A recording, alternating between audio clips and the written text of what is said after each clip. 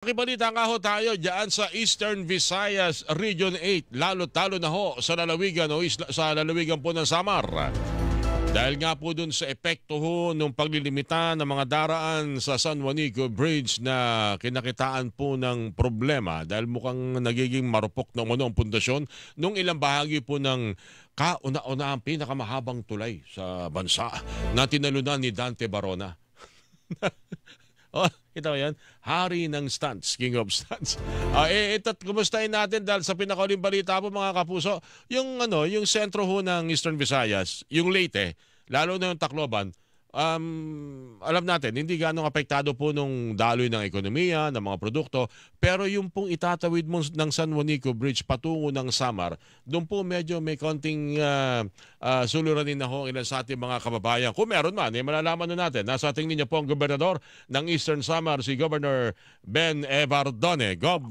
Ben, kumusta ka na? Magandang umaga. Si Orly Tinida dito sa DCWB, Gob. Good morning, Orly. Good morning po sa mga tagapakinig at tagapanood ng DCWB. Nagkakaroon daw ng konting problema sa supply, lalo na ho sa produktong petrolyo sa ilang bahagi ng Samar. Kumusta po sa inyong lalawigan, Eastern Samar, Gob? Well, totoo po yan.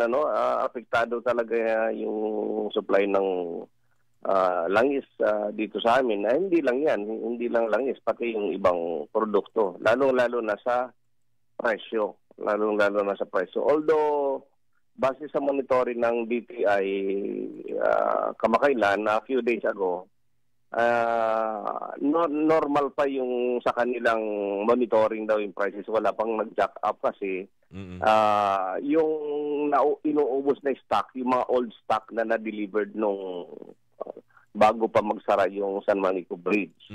So, ngayon, paubos na yan ay susunod na inventory. Siguradong magtatas na ang presyo niyan. So, yun ang malaking problema.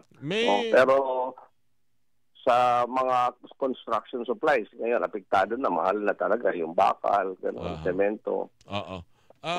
Dito mga nakalipas na araw hanggang ito nagkakausap tayo, masasabi naman natin na hindi pa naman ganong kalaki ang epekto sa daloy ng ekonomiya sa Samar province, sa Eastern Samar in particular, itong adjustment ng daraan ng San Juanico Bridge.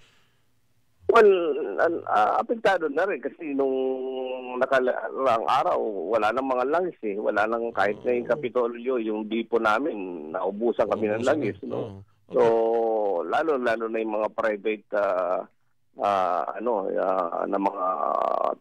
mga nagtitinda ng langis dahil siyempre ang source nga namin Tacloban inadala sa amin yan mga tanker. Wala namang madaanan. So problema yan. Ngayon kung manggagaling yan ng Bicol, siyempre may cost na yan, additional cost. May parang pinaplano naman nakaraang araw na kung hindi kakayanin, hindi magiging mabilis yung pagtatayo ng isang alternatibong tulay, baka yung mga sasakyang pandagat, yung mga roro, yung mga tanker na pwedeng hiramin, gamitin para regular na bumiyahe between Leyte and Samar. Ano nang development po doon, Gob?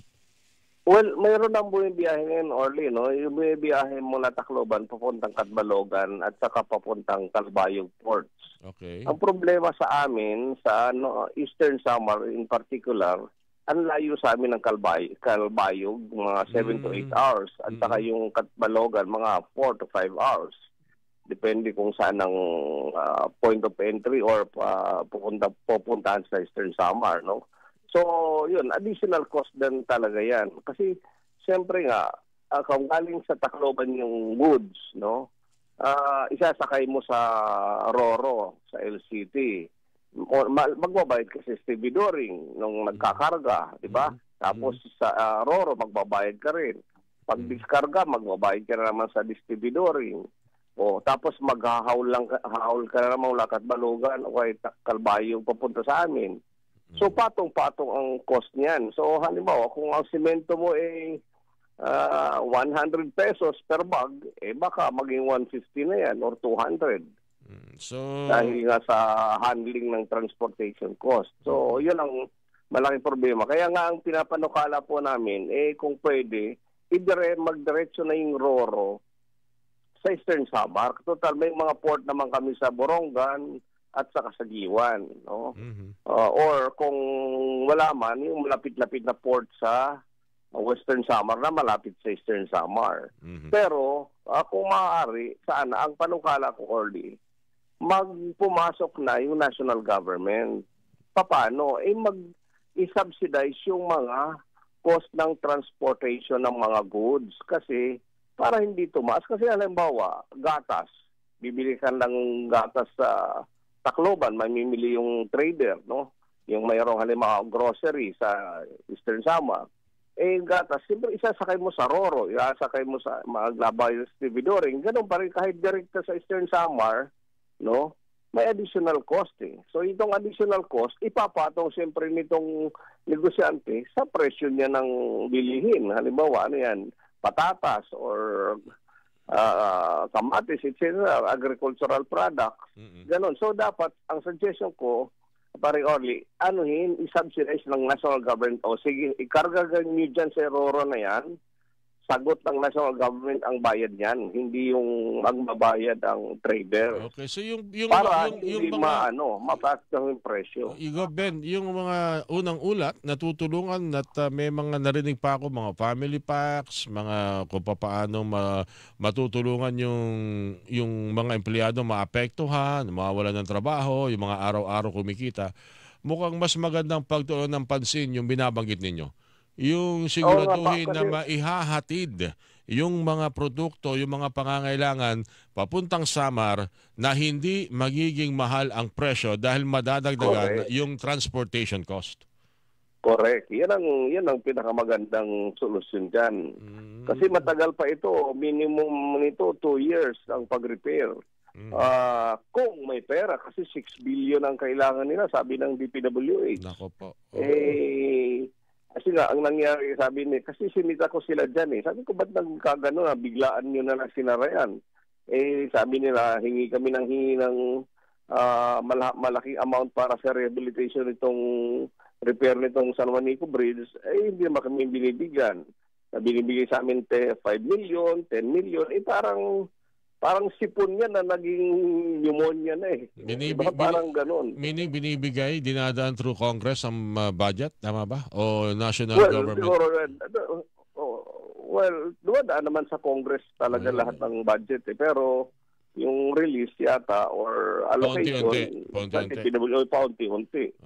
Kaya yung halimbawa, yun, pinaalintulad ko nga yan parang sipon lang pinabayaan mo yung sipon, naging pneumonia na. Ngayon, pneumonia na yan, mas malaki na kailangan na pondo. Antibiotic lang kailangan mo.